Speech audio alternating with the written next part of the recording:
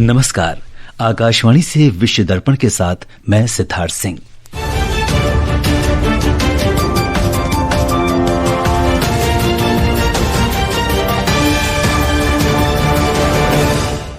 America के tariff की घोषणा के बाद केंद्रीय मंत्री पीयूष गोयल ने कहा, भारत राष्ट्रीय हितों की रक्षा के लिए सभी कदम उठाएगा। एलन मस्क की स्टारलिंक को भारत में उपग्रह इंटरनेट सेवा का लाइसेंस मिला। स्पेक्ट्रम आवंटन की रूपरेखा भी तैयार। म्यांमार में प्रधानमंत्री यू न्यू साव के नेतृत्व में नई सरकार के गठन की घोषणा। रूस का कीव पर मिसाइल और ड्रोन से बड़ा हमला, 16 लोगों की मौत, 100 से ज्यादा घायल। और भारत ने एथेंस में अंडर 17 विश्व कुश्ती चैंपियनशिप में 2 स्वर्ण सहित कुल 5 पदक जीते। वाणिज्य और उद्योग मंत्री पीयूष गोयल ने कहा है कि सरकार भारतीय वस्तुओं पर 25% शुल्क लगाए जाने की अमेरिका की हाल की घोषणा के प्रभावों का आकलन कर रही है। लोकसभा में कल श्री गोयल ने कहा कि देश राष्ट्रीय हितों की रक्षा के लिए सभी कदम उठाएगा।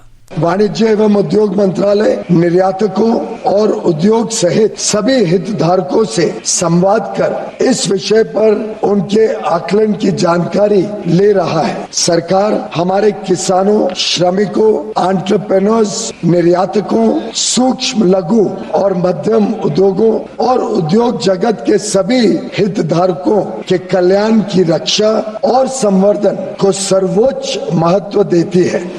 श्री पीयूष गोयल ने कहा कि भारत और अमेरिका पिछले कुछ महीनों से एक निष्पक्ष, संतुलित और आपसी रूप से लाभकारी द्विपक्षीय व्यापार समझौते पर बातचीत कर रहे हैं।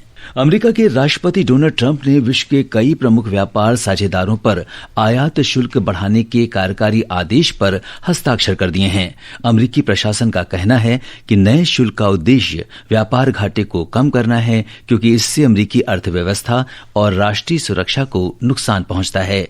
नई नीति के अंतर्गत 68 देशों और 27 सदस्यीय यूरोपीय संघ को 10% शुल्क देना होगा। अमेरिका के साथ व्यापार घाटे वाले 40 देशों को न्यूनतम 15% शुल्क का भुगतान करना होगा। नई नीति से कुछ देशों को बहुत अधिक शुल्क का सामना करना पड़ेगा, विशेषकर उन देशों को जिनका घाटा बहुत ज्यादा है या जिन्होंने अमेरिका के साथ व्यापार शर्तों पर फिर से बातचीत नहीं की है। अमेरिका ने मैक्सिको को 30% आयात शुल्क से बचने पर विचार के लिए 90 दिन का समय दिया है।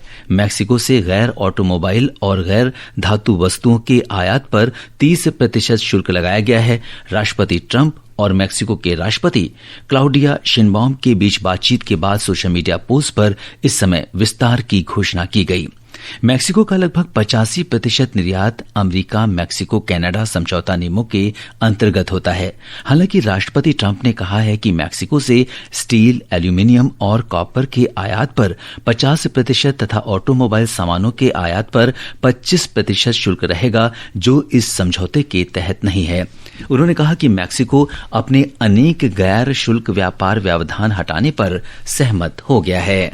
भारत में उपग्रह आधारित इंटरनेट सेवा शुरू करने के लिए एलन मस्क की कंपनी स्टारलिंक को देश के स्पेस रेगुलेटर भारतीय राष्ट्रीय अंतरिक्ष संवर्धन एवं प्राधिकरण केंद्र से मंजूरी मिल गई है। इस मंजूरी के बाद स्टारलिंक के लिए देश में कमर्शियल सैटेलाइट आधारित इंटरनेट सेवा शुरू करने के लिए अंतिम विनियामक बाधा दूर हो गई है। केंद्रीय संचार मंत्री ज्योतिरादित्य सिंधिया ने कहा है कि स्पेक्ट्रम आवंटन की रूपरेखा भी तैयार कर ली गई है। नई दिल्ली में मोबाइल टेलीफोनी के 30 साल पूरे होने पर आयोजित मोबाइल कॉन्क्लेव को संबोधित करते हुए श्री सिंधिया ने कहा कि पिछले 11 वर्षों में भारत का डिजिटल सफर बेहतरीन रहा है। उन्होंने कहा कि पिछले 10 वर्ष में देश की डिजिटल पहुंच महानगरों से लेकर दूर दराज के गांवों तक हो गई है। इससे नागरिकों के सशक्तिकरण के साथ ही भारत सस्ती और समावेशी तकनीक में विश्व में अग्रणी बन गया है। भारत नेट परियोजना के आधार पर आज देश के 2,14,000 ग्राम पंचायत जुड़े हुए हैं ओएफसी फाइबर के साथ, और भारत नेट द्वितीय योजना के आधार पर $17 बिलियन, 1,40,000 करोड़ रुपए की योजना किसी अमेरिका और यूरोप ने नहीं सोचा। वो प्रधानमंत्री नरेंद्र मोदी जी हमारे 6.5 लाख गांवों को ओएफसी ब्रॉडबैंड के साथ जोड़ने जा रहे हैं। श्री ज्योतिरादित्य सिंधिया ने बताया कि देश में अब 1 अरब 20 करोड़ टेलीफोन कनेक्शन हैं और इंटरनेट उपभोक्ताओं की संख्या 286% बढ़कर 97 करोड़ हो गई है। केंद्रीय मंत्री ने कहा कि मोबाइल डेटा दरों में 96.6% की कमी के साथ भारत दुनिया का सबसे सस्ता डेटा प्रदाता बन गया है। श्री सिंधिया ने कहा कि देश के लगभग सभी जिलों में 5G नेटवर्क पहुंच चुका है और 4,74,000 5G टावर के माध्यम से 30 करोड़ उपभोक्ता इसका लाभ उठा रहे हैं। श्री सिंधिया ने सरकारी दूरसंचार कंपनी BSNL के फिर से सशक्त होने को बड़ी उपलब्धि बताया। उन्होंने कहा कि BSNL ने 83,000 से ज्यादा 4G नेटवर्क केंद्र स्थापित किए हैं। विश्व दर्पण आकाशवाणी से प्रसारित किया जा रहा है। ताजा समाचार जानने के लिए आप हमारे social media handle X@AIR News Hindi को फॉलो कर सकते हैं। विश्व दर्पण में आपका फिर स्वागत है। म्यांमार की राष्ट्रीय रक्षा और सुरक्षा परिषद NDSC ने कल एक नई संघीय सरकार और राज्य सुरक्षा एवं शांति आयोग का गठन किया है। एक रिपोर्ट।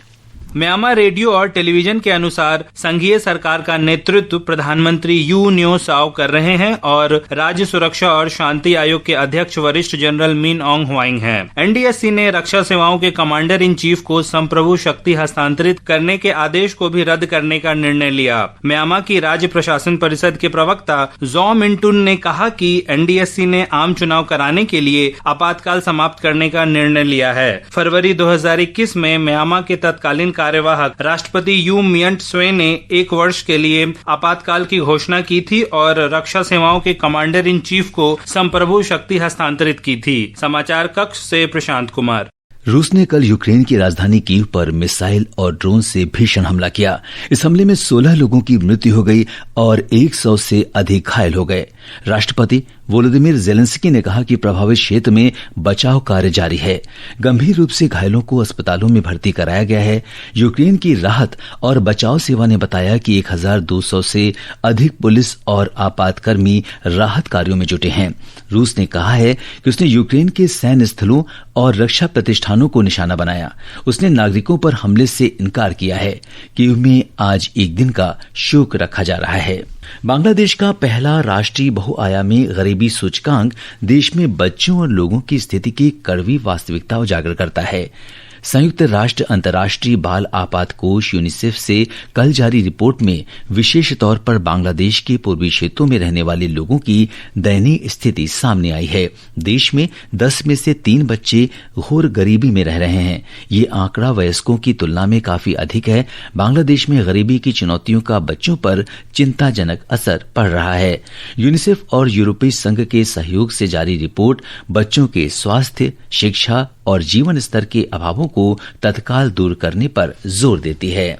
अब खेल जगत की खबरों के साथ हैं वीरेंद्र कौशिक। 5 मैचों की Anderson Tendulkar cricket test series में लंदन के केनिंगटन ओवल में इंग्लैंड के साथ 5वें और अंतिम टेस्ट मैच के पहले दिन कल भारत ने 6 विकेट पर 204 रन बनाए। करुण नायर ने 52 रन बनाए। आज साई सुदर्शन अपने 38 रन और वाशिंगटन सुंदर 19 रन के स्कोर से आगे खेलना शुरू करेंगे। बात अंडर 17 विश्व कुश्ती चैंपियनशिप की। भारतीय महिला पहलवानों ने कल एथेंस में 2 स्वर्ण, 2 रजत और 1 कांस्य सहित कुल 5 पदक जीते। महिलाओं की 43 किलोग्राम फ्री स्टाइल में भारत की रचना ने पहला स्वर्ण पदक जीता। इसके तुरंत बाद भारत की ही अश्विनी बिश्नोई ने 65 किलोग्राम भार वर्ग में 1 और स्वर्ण पदक जीता। 57 किलोग्राम भार वर्ग में मोनी ने रजत पदक अपने नाम किया। दूसरा रजत काजल ने 73 किलोग्राम भार वर्ग में हासिल किया। 49 किलोग्राम भार वर्ग में कोमल वर्मा ने कांस्य पदक हासिल किया। आइए चलते हैं बैडमिंटन कोर्ट पर। मकाऊ ओपन बैडमिंटन टूर्नामेंट में भारतीय खिलाड़ियों का शानदार प्रदर्शन जारी है।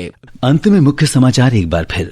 अमेरिका के टैरिफ की घोषणा के बाद केंद्रीय मंत्री पीयूष गोयल ने कहा, भारत राष्ट्रीय हितों की रक्षा के लिए सभी कदम उठाएगा। एलन मस्क की स्टारलिंक को भारत में उपग्रह इंटरनेट सेवा का लाइसेंस मिला। स्पेक्ट्रम आवंटन की रूपरेखा भी तैयार। म्यांमार में प्रधानमंत्री यू नो साव के नेतृत्व में नई सरकार के गठन की घोषणा। रूस का कीव पर मिसाइल और ड्रोन से बड़ा हमला, 16 लोगों की मौत, 100 से अधिक घायल। और भारत ने एथेंस में अंडर 17 विश्व कुश्ती चैंपियनशिप में 2 स्वर्ण सहित कुल 5 पदक जीते। इसके साथ ही विश्व दर्पण का ये अंक समाप्त हुआ।